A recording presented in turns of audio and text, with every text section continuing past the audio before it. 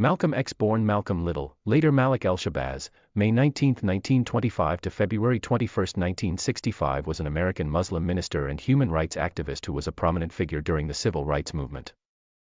A spokesman for the Nation of Islam until 1964, he was a vocal advocate for black empowerment and the promotion of Islam within the black community. A posthumous autobiography, on which he collaborated with Alex Haley, was published in 1965. Malcolm spent his adolescence living in a series of foster homes or with relatives after his father's death and his mother's hospitalization. He committed various crimes, being sentenced to 10 years in prison in 1946 for larceny and burglary. In prison he joined the Nation of Islam, adopting the name Malcolm X to symbolize his unknown African ancestral surname while discarding the white slave master name of Little. And after his parole in 1952 quickly became one of the organization's most influential leaders. He was the public face of the organization for 12 years, advocating black empowerment and separation of black and white Americans, and criticizing Martin Luther King Jr. and the mainstream civil rights movement for its emphasis on nonviolence and racial integration. Malcolm X also expressed pride in some of the nation's social welfare achievements, such as its free drug rehabilitation program. Throughout his life, beginning in the 1950s, Malcolm X was subjected to surveillance by the Federal Bureau of Investigation (FBI). In the 1960s, Malcolm X began to grow disillusioned with the Nation of Islam, as well as with its leader, Elijah Muhammad. He subsequently embraced Sunni Islam and the civil rights movement after completing the Hajj to Mecca, and became known as El-Hajj Malik El-Shabazz.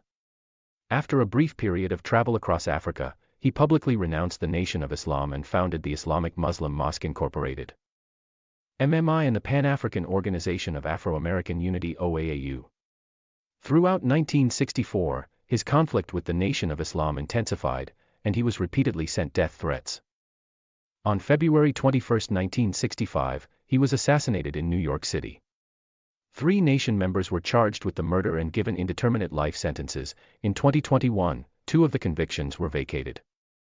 Speculation about the assassination and whether it was conceived or aided by leading or additional members of the nation, or with law enforcement agencies, has persisted for decades.